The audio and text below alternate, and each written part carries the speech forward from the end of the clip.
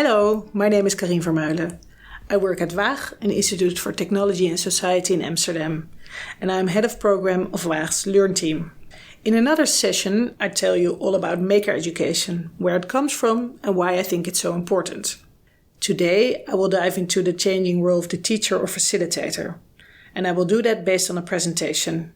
Hopefully, it will provide you with a lot of insights and tips. Thank you in advance for joining me, and I wish you a fruitful session.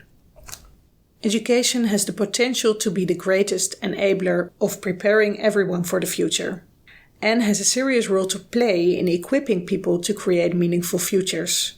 In order to be able to do so, it is time to rethink our education. We need a shift of main focus from left to right, from knowledge transfer to knowledge construction, and from focus on testing to testing via portfolio assessment. Focus a little bit more on the process, open-ended learning, and more doing and making, and using more physical materials and objects. You might recognize this one from the other session, but just to give you a head start, to facilitate maker education, there is a crucial and changing role of the teacher.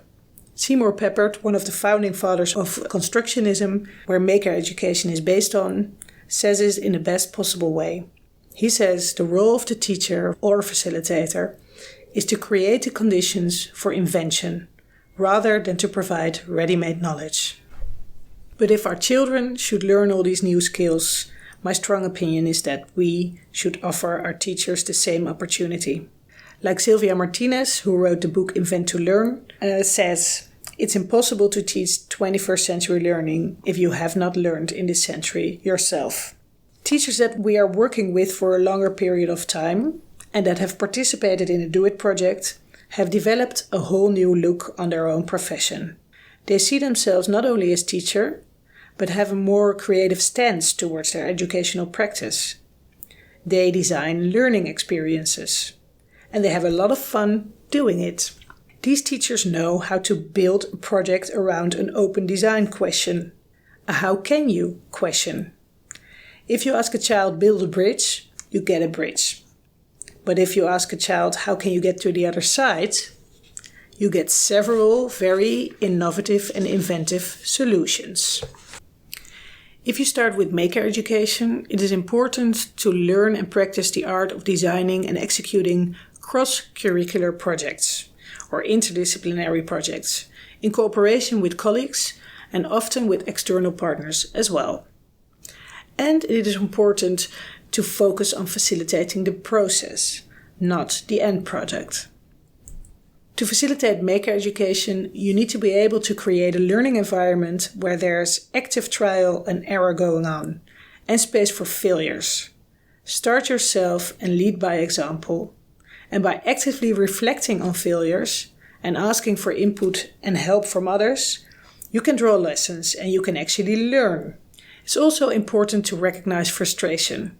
Frustration is actually a sort of key moment in the learning process. The learnings are during the making, the failing, the trying out.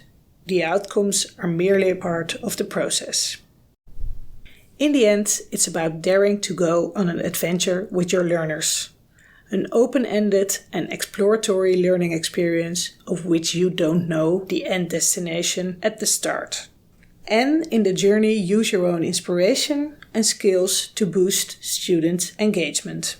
At WAG, we developed a teacher training format we call Teacher Maker Camp. The main ingredients of our teacher training or our teacher maker camps are time and space. Time and space to try new stuff, experience learning with new technologies yourself. But also good materials and machines, and excellent faculty to guide you through the process.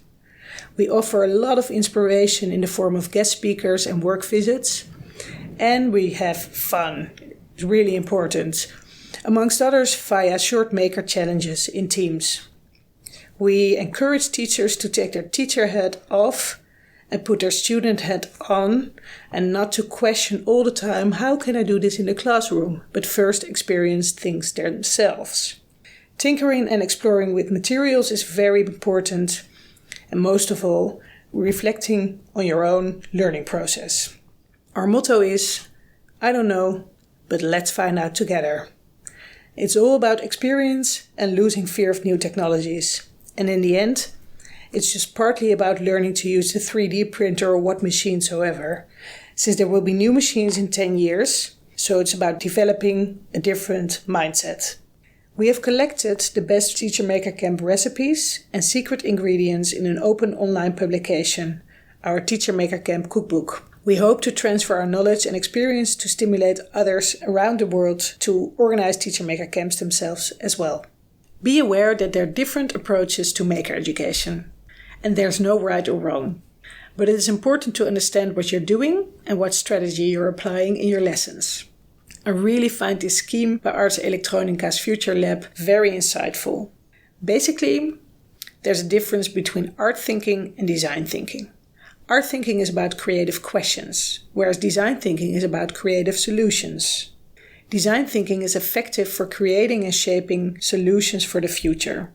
On the one hand, art is effective for observing the many possibilities and issues from a 360 degrees perspective.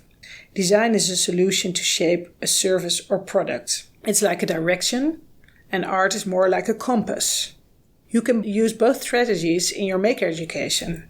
Design thinking is really process-based, it's goal-oriented, and pupils come up with solutions for problems themselves. It's sort of cyclic, but you can repeat cycles over and over.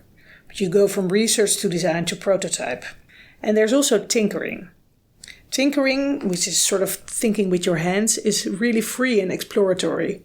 It's about discovering limits and pushing boundaries of materials and tools. There are hardly any instructions.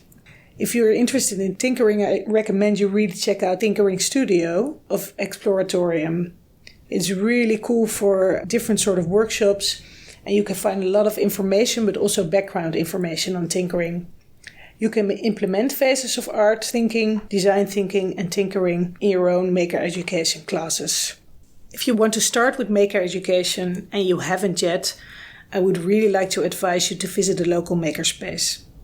Check out what they're doing and start a conversation on possible cooperation. In our experience, real magic happens when knowledge and skills of makers and of educational professionals are being combined. Thank you for joining me.